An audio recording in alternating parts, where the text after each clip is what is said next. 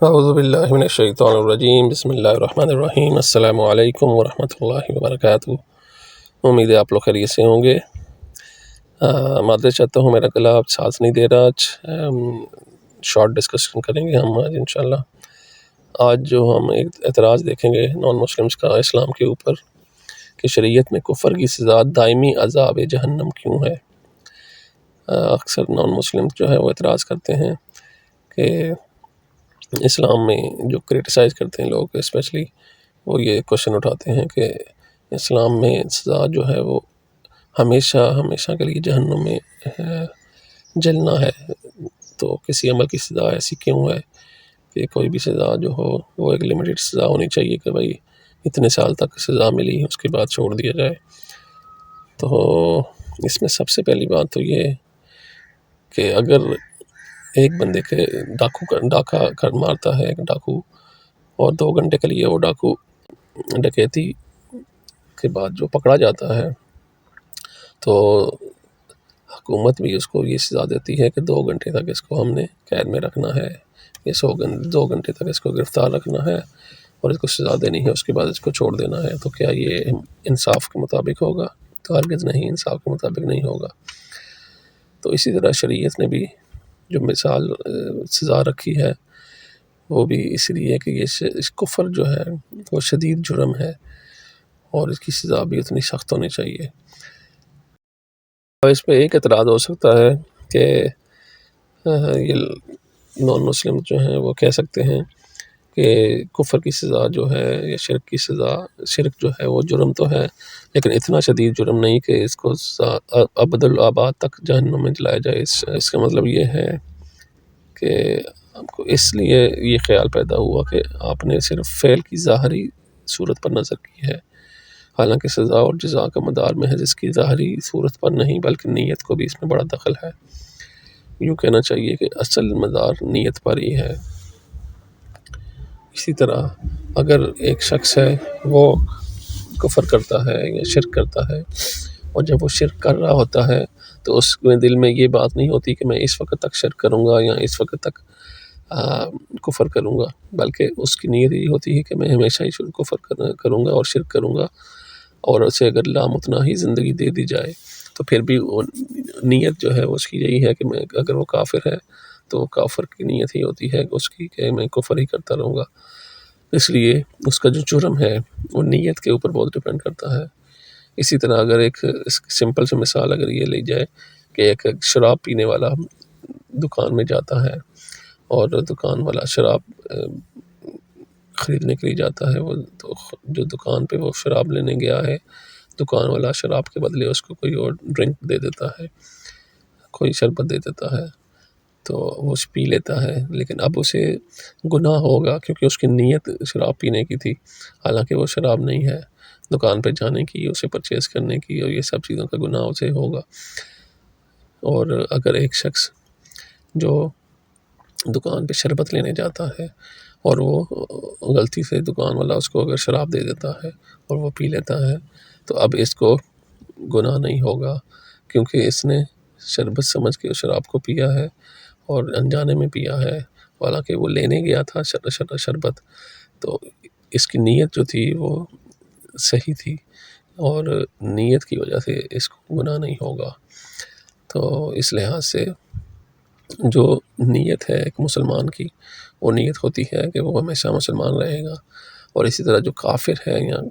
مشرک ہے اس کی نیت یہ ہوتی ہے کہ وہ ہمیشہ شرک کرتا رہے گا، چاہے اس کو زندگی ہمیشہ کی دے دی جائے۔ اس لیے اس کی سزا بھی اللہ تعالیٰ نے ایسی رکھی ہے کہ ابدالآباد ہمیشہ کے لیے رکھی ہے، اس لیے اپنی نیت کے موافق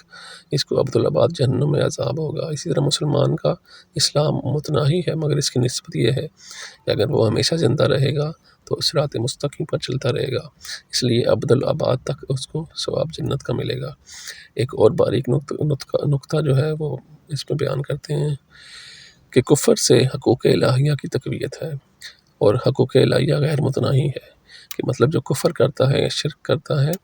وہ اللہ تعالیٰ کے حقوق جو غیر متناہی حقوق ہیں ان کو کفر کرتا ہے، ان کا شرک کرتا ہے، تو اس کی سزا بھی غیر متناہی ہونی چاہیے۔ اسی طرح جو اسلام پہ عمل کرتا ہے وہ حقوق الہیہ اور اللہ کے حقوق کی جو غیر متناہی صفات ہیں اس کا ایمان قبول کرتا ہے اور اس کا اعتراف کرتا ہے، تو اس کی رعایت کا بدلہ بھی غیر متناہی ہونا چاہیے، اور اللہ تعالیٰ کا اس کو پھر غیر متناہی جنت دیتا ہے۔ آج کے لیے اتنا ہی، انشاءاللہ امید ہے آپ یہ فائدہ مند رہا ہوگا آج کا سیشن۔ تو اپنے گلے کی وجہ سے میں معذرت چاہتا ہوں، دعا کیجیے گا اللہ تعالیٰ صحت دے مجھے، اور آپ بھی جہاں رہیں خیریت سے رہیں۔ السلام علیکم ورحمۃ اللہ وبرکاتہ۔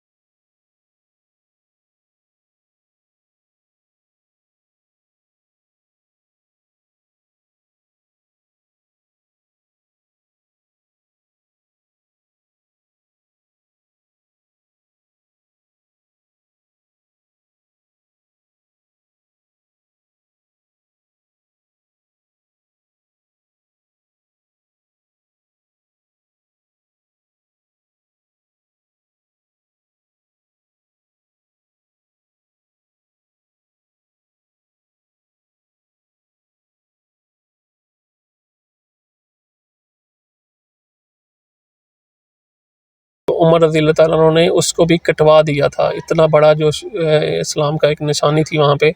کہ وہاں بیت رضوان ہوئی تھی، اس درخت کو بھی کٹوا دیا تھا، صرف اسی اندیش سے تھے، کیونکہ عمر رضی اللہ تعالیٰ عنہ فار اوے سوچتے تھے کہ مسلمان ہو سکتا ہے نیکسٹ فیوچر میں کیا ہو سکتا ہے، اس چیز کا کیا افیکٹس ہو سکتے ہیں۔ تو جب وہ اندازہ ہوا ان کو، تو انہوں نے وہ درخت بھی کٹوا دیا کہ خدا نخواستہ اس کو کل مقدس گائے کی طرح پوجنا نہ شروع کر دیں لوگ۔ تو حجر اسود کا بھی یہی حکم ہے کہ آپ صلی اللہ علیہ وسلم کی سنت کی وجہ سے اس کو بوسہ دینا سنت ہے، لیکن یہ بھی کلیئر کر دیا ساتھ کہ لوگ اس کو غلط سمجھنا شروع کر دیں، کلیئر کر دیا کہ یہ اس کا نہ نفع کا نہ نقصان کا ذاتی حیثیت میں یہ مالک ہے، یہ صرف اللہ تعالیٰ کے نبی صلی اللہ علیہ وسلم نے اس کو بوسہ دیا ہے، اس لیے ہم بوسہ دیتے ہیں، ورنہ یہ وائٹ سے بلیک ہوا، یہ آخرت میں گواہی دے گا، اس کی ذاتی کوئی حیثیت نہیں، اس میں صرف اللہ کا حکم ہوگا تو یہ چیزیں کرے گا۔ امید ہے آپ لوگ اس پہ فیڈ بیک دیں گے اور کمنٹس کریں گے، اس کو لائک کریں، کمنٹ کریں، شیئر کریں، اور صدقہ جاریہ آپ کے لیے بنے گا یہ انشاءاللہ۔ تو کچھ بھی اس میں بات ہے آپ کی جو کوشچن آتا ہے مائنڈ میں یہ سن کے، تو ضرور آپ شیئر کریں، انشاءاللہ اس پہ بات ہوگی۔ اپنا خیال رکھیے گا، اپنے ارد گرد اپنے پیاروں کا خیال رکھیے گا، اور ہمیں بھی دعا میں یاد رکھیے گا۔ جزاک اللہ خیر۔ السلام علیکم ورحمۃ اللہ وبرکاتہ۔